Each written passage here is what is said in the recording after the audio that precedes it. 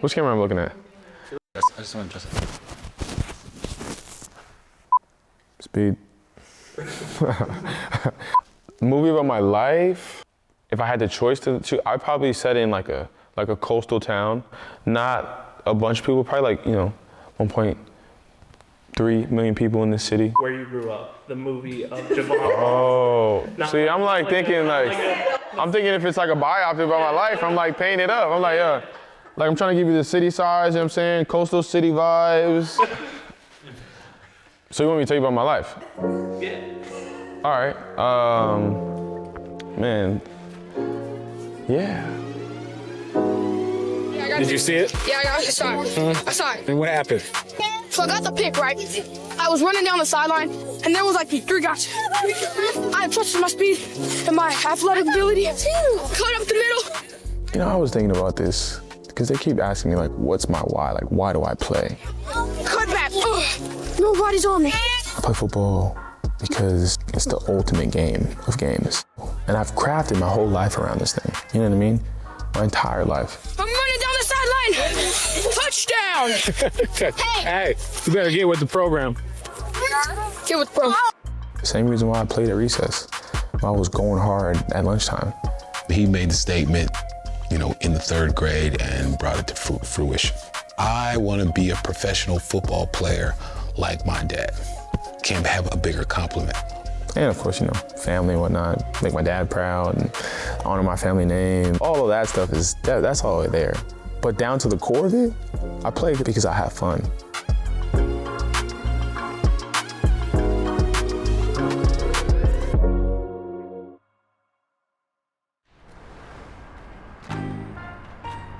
Jersey's been cool. Initially it's like when you first move into an area, like uncomfortable just because you don't have everything that you need. But what's crazy is we had like a couch, we had a bed, but I wasn't comfortable until we got a rug for the living room. That was like the main thing that made me like, okay, like I'm chilling now. The weather's cool. Like it kind of feels like I'm back at Oregon with the weather and stuff.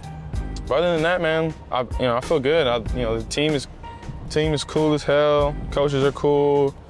Organization is cool. So I'm enjoying myself, and I'm definitely feeling like I'm catching my stride and right nice and comfortable with the squad. This is Fort Lee. It's a nice little area. It's a personal take, hot take. I think what makes a neighborhood, and like the community vibe are curbs. You'd be surprised how many times you go to a neighborhood and there are no curbs and you see just disarray and disorder in the neighborhood.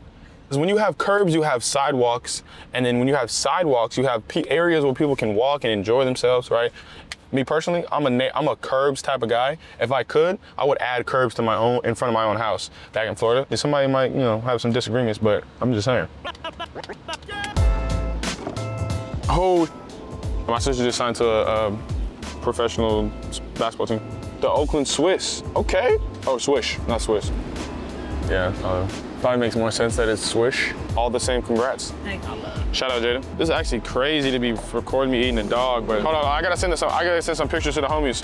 Every time we go get dogs, we gotta make sure we send each other's pictures. I'm not gonna lie, this one's dressed on the right, it's dressed nicely. This one's missing some socks. I'm actually excited for the hot onion. I've never seen that before, so I'm gonna try that. So I've always been like a mustard, ketchup, relish guy. It's not bad. It's pretty good flavor. Me personally, I like my hot dogs burnt, extra burnt. Like you gotta like brush some of the chalk, you know what I'm saying? That's the best kind of dog. I grew up in Coquitlam, BC. So it was my dad, my mom, my brother, Jameer Rashad Holland, younger sister, Jada Janae Holland, and my dog, Moose. When I was in Canada, like, I just felt like a regular kid. Like, you don't really realize you're in another country. You're just like growing up, When I moved to America, there were like subtle differences, like those things that I didn't have, the national anthem, the Pledge of Allegiance, who George Washington was, like things like that, that I'm like kind of like, oh, okay, like why is that important at all? You know what I mean? Like you don't really understand. When you move from one country to another, like you kind of like leave everybody that you know. So now I'm like in a place where I have no idea who anybody is.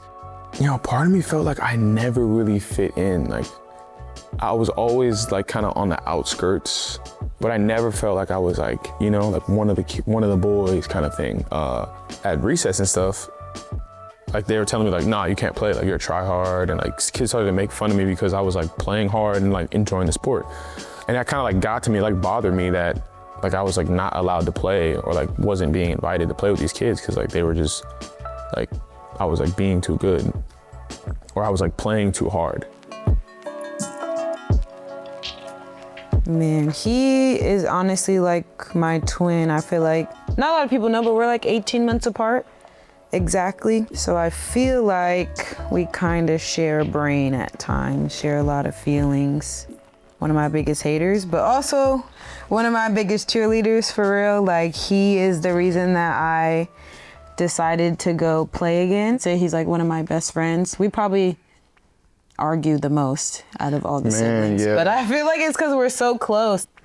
My earliest memory of my sister, probably, so when we lived in Canada, we had a 2-story house. We had this like long hallway and this like blank wall. We had a blank wall and we never put anything on there. So in our upstairs living room, we would have like nothing, we'd move all the furniture, so we'd be playing football and stuff up there. But Jada never like played, right? Her thing was she would start at the end of the hallway. Come on. And she would run full speed, jump into the wall, fall down and start laughing. That was like her comedy. And that's probably the earliest memory. You make me sound like a crazy person. It was crazy. I mean, that was like the earliest time. That was the earliest time I realized I was like, yeah, nah, something's not right. Where'd you guys get the competitive fire from? I want to say both of our parents. Well, dad for sure, but mom is also. Nah, mom's competitive. Mom's really competitive as well. I mean, obviously my dad, because he is my dad and is the reason that we are freak athletes, freak of nature, study the game for real. My mom is really, really competitive as well. Are you stitch braiding this? No, I don't know how to stitch braid. Yeah, I don't know. I'm just heavy-handed. I can tell. Sorry. 3rd grade is the come to school with the report on what do you want to do with your life. He said, I want to be a professional football player like my dad. You know, can't have a bigger compliment. And he's just kind of never strayed from the path of wanting to be a football player. He played some other sports, they were sort of secondary to it, but now I don't want to do that. I want to practice, I want to work out, I want to play. This gym is not the original gym. This is like my dad's first official solo, just him facility. He's like a mad scientist. He's got, you know, numbers and agility drills, and, you know, what makes the training unique is the ability to feel, like you body awareness. That's what he basically teaches. I retired in 2000. I was at a crossroads between coaching and training. So I chose the training side and to raise my children. And so one of the things I always say is, how's it working for you so far? It's working for me so far. He would always compare himself to his brother. Mir can do that, but I'm better. He was younger, and we'd look at him and go, yeah, right. And he would be out there skateboarding, rollerblading. It did not matter. My brother motivating me to like do stuff was like almost subconscious. Like I didn't even realize that I was wanting to do everything that he was doing just because he thought it was cool. I thought it was cool. Like Jam wasn't like pushing me. Like he just did what he did, and I was like chasing him. He went right, I went right. He went left, and it didn't work out, I went right. You know what I mean? So it was like I had like somebody who ran through it already for me and right in front of me. Yeah, that's true. I was close enough to be able to see him do it, but far enough away to be able to make my own decision based off of him, you know?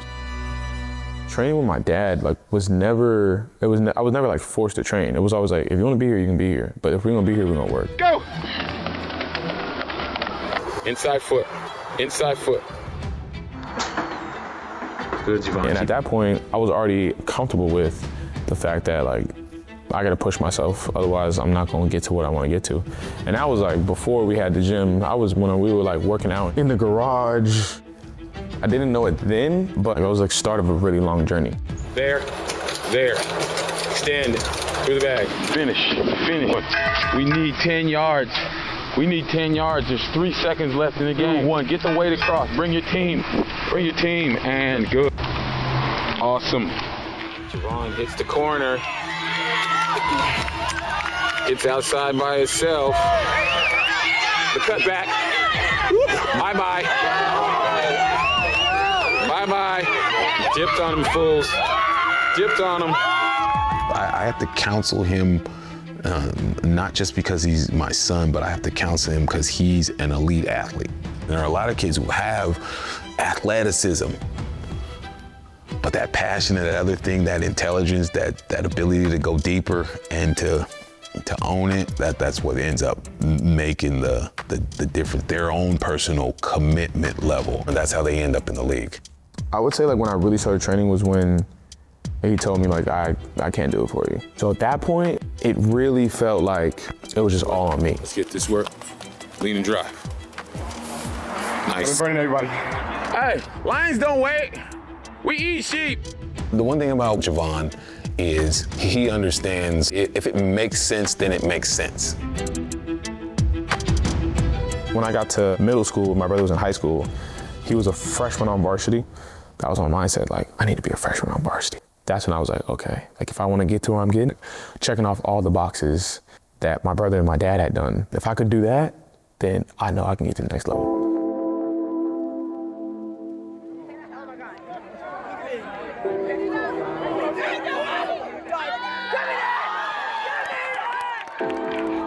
My high school was great, and I loved, being able to go to school in Oakland. Not necessarily growing up in Oakland, growing up like outside in Pleasanton, which is like a predominantly white area. Not having peers that had the same ideologies. I only had like 2 or 3 close homies that were black, but like we related so well because they look like me, talk like me, have the same type of history. So when I went to O'Dowd, and it was like legit black kids like all the time, like it's important to have that type of like connection. I felt like I just flourished in that environment around people that could understand where I came from, the experiences that I have. And I think that was like super important for me in my development into a young adult. So I give a lot of praise to O'Dowd for me, who I am today, and how it, created this persona in myself, and also taught me like, be true to myself. Like I don't have to be anybody different just because I grew up in the suburbs kind of thing, you know what I mean? All right, bring it up. All right, let's break it down. Who wants to break it down? All right, break it down, hard work. Hard work on me, hard work on 3. 1, 2, 3, Hard work! He's working, look at that. I like it. What's your name? Jeff. All right, let's do it. Say it. Great job. Turn around, good work. So today we had our 3rd annual Bay Area's Finest Camp hosted here at Bishop O'Dowd High School. It was all about just, giving the kids a chance to have something to do, some fun on the weekend. What up? Back pedal, and then break towards me. Just like that, boom, perfect. Great job, nice. Woo, that little dude right there. You get his name. How old are you? That is very good, Josiah. I'm coming out to your game this year. Shifty, athletic, smooth. He gonna be a problem. Well, it's a joy to see the kids be able to touch and feel a dream. It is the epitome of who we are. So to see that he feels the same way about giving back to the community, it's a joy. It really is. It's our ministry. That is what it is. It's our ministry. It's cool to be able to come back to O'Dowd and, continue to have this sense of community, and it was overall a great day. I'm always filled with joy after doing stuff like this, seeing the kids, just be happy and giving them the space to run around. Great job, guys, great job. High fives all around, Bay Area's Finest on 3, 1, 2, 3. Woo! All right.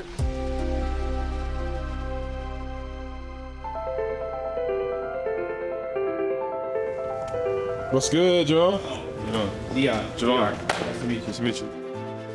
It's good, everybody. Good with you, bro. Good, bro. I'm excited, bro. I'm excited too, bro. Yes, sir, bro. I've been watching you since I was coming in. I just wanted to get comfortable. I wanted to find that rhythm with the team, get to know the guys.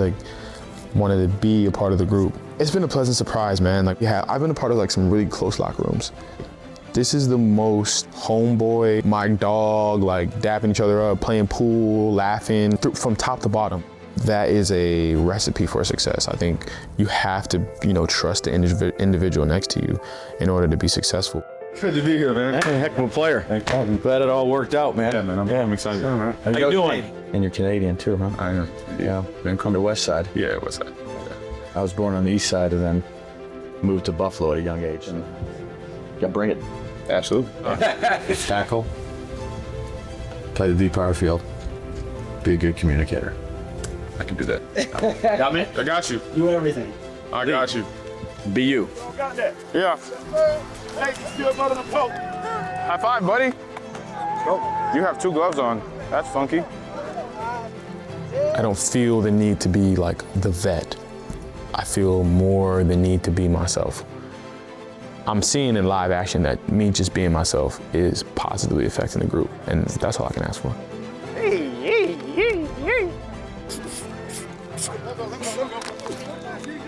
Because they keep asking me like, what's my why? Like, why do I play? I play football because it's the ultimate game of games. It's chess, it's checkers, it's solitaire, like it's puzzles, and I enjoy being better at the puzzle. And I've crafted my whole life around this thing, you know what I mean? My entire life. Same reason why I played at recess. I was going hard at lunchtime. And of course, you know, family and whatnot, make my dad proud and honor my family name. All of that stuff that's all there. But down to the core of it, I play because I have fun.